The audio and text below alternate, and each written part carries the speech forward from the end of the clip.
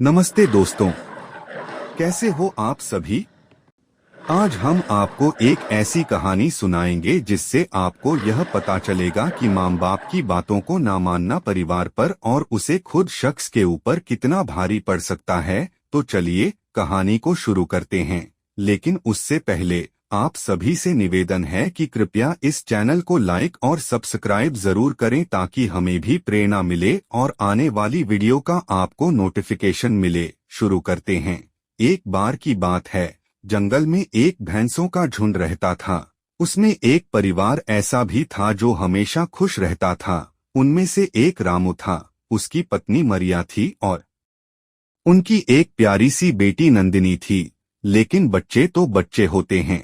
नंदिनी उनमें से ही एक थी, बड़ी ही चंचल स्वभाव की थी। वह अक्सर इधर उधर घूमने के लिए निकल जाती थी। उसके पिता रामू ने कई बार डांट फटकर लगाई थी। एक दिन ऐसा ही एक घटना हुआ जिससे रामू डरा हुआ था। एक दिन काले बादल आसमान में छाए हुए थे और ग्रुप जंगल से घास खाकर वापस अपने घर की ओर लौट रहा था।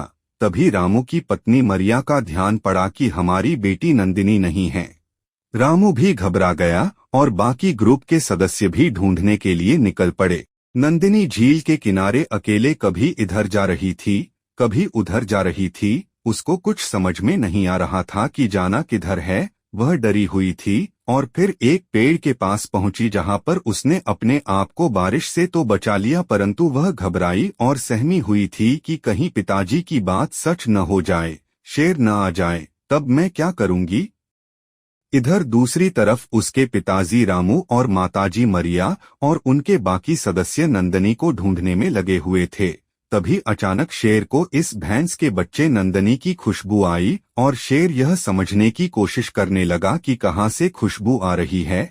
शेर निकल पड़ा उस खुशबू के पीछे। थोड़ी ही देर में शेर को यह पता लग गया कि यह भैंस का बच्चा कहाँ छुपा हुआ है। अब होना क्या था, नंदिनी के सामने शेर खड़ा हो गया और दहाड़ लगाने लगा। आज तो मुझे एक अच्छा शिकार मिल गया है, बहुत मजा आएगा तुझको खाने में। नंदिनी बेचारी, नहीं नहीं, मैं तो अभी मासूम बच्ची हूँ। लेकिन शेर कहाँ रुकने वाला था। शेर आगे बढ़ने लगा। तभी उसके पिता रामू भी वहां उसकी माताजी और अन्य ग्रुप के सदस्यों के साथ पहुंच जाता है।